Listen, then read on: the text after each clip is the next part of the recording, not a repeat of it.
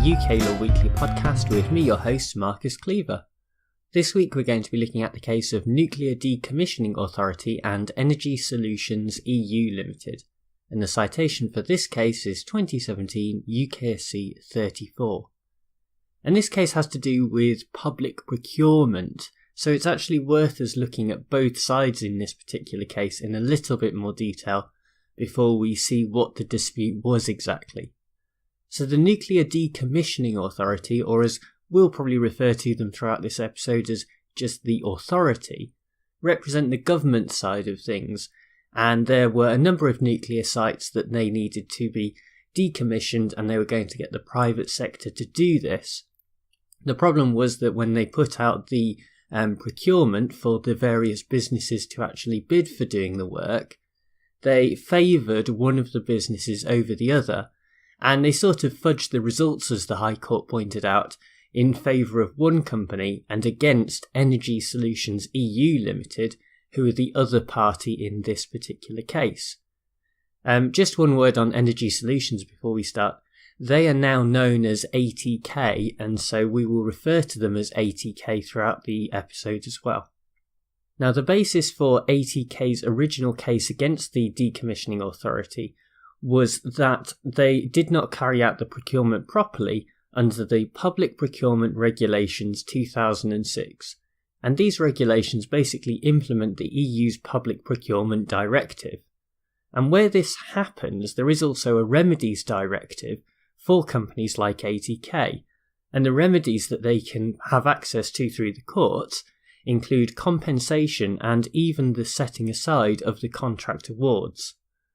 Now, where there is a claim relating to a procurement, the authority should not enter into a new contract until the proceedings have run their course. The authority in this case did this, but then refused an extension from ATK and entered into the new contract regardless. Taking all of this into account, there are a few issues that arise in relation to the present case. Firstly, whether the compensation should only be awarded where the breach is, quote, sufficiently serious. Secondly, whether damages can be awarded in respect of any loss, whether it's serious or not.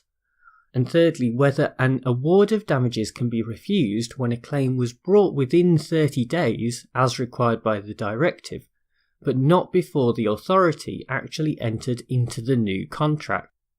The Supreme Court went about answering these questions in turn, and they started with the first point by saying that the liability is the same for the authority as it would be for the state in general.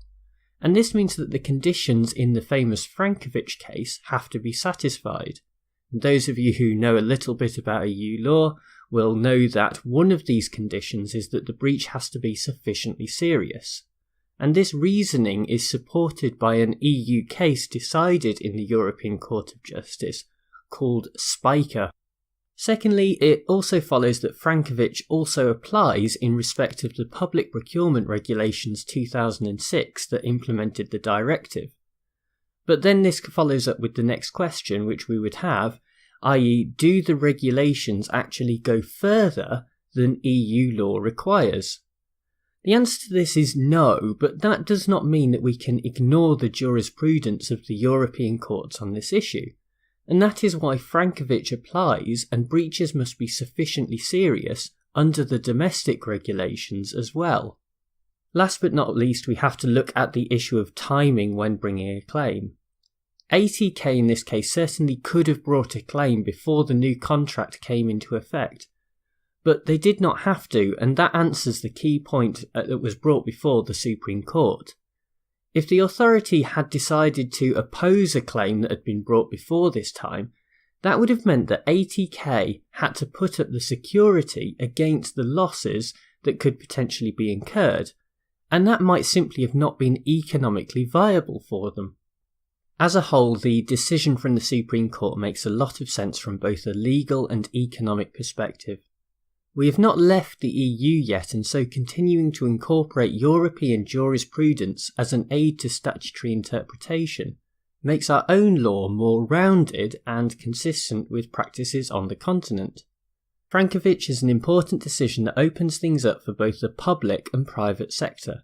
On the one hand, it ensures that public bodies are liable for the decisions that they make in relation to public procurement, but it also ensures that their liability is not so wide that it impedes their functionality. The third point established by the Supreme Court in this case also makes a lot of business sense. Economic operators, as they are referred to in these cases, should not have to think twice about bringing a case because it could be financially ruinous, and in a similar vein, the authority should not have to hold up the start of a new contract because of a potentially superfluous claim. It will be interesting to see if and how public procurement will change after Brexit. Since the directive and subsequent regulations from more than 10 years ago, there have not been significant steps forward in this area on a European level, and this allows the UK to potentially establish a new standard. Studies have found that public procurements across member states are often not well advertised and can be run in ways that do not adhere to rigorous standards. To cite one extreme example, in Spain at the end of last year, a major prosecution was brought against 37 individuals who were accused of using the procurement system to steer contracts towards their friends. This even involved bribery, as things like holidays and call girls were used to influence decision makers. Europe is abound with stories that are not dissimilar to this, and although corruption is obviously not at the heart of every procurement, this is symptomatic of a wider problem. In nearly a third of public procurements across the EU, there was only one bidder, and this is unhealthy for businesses, as well as the public purse. Only when there are multiple bidders can there be competitive bids and negotiations that allow the best company to win the tender at the best price for the government. Cases like this, where the authority threatened to destroy the notes of bid evaluators, are worrying in a country where we expect public bodies to act in a way that is completely open and accountable. Hopefully this will prompt the government to either go beyond the EU's current requirements or to abandon them in favour of something that delivers better results for everyone involved. Well, thank you very much for listening to this podcast episode, and thanks as ever to bensound.com who provide the awesome theme music. If you do get a chance, make sure to visit the website at uklawweekly.com, and you can also rate and review the podcast on iTunes. That's always very much appreciated, and I'll make sure to give anyone who does rate and review a shout out. I look forward to bringing you another episode next week, but in the meantime, bye!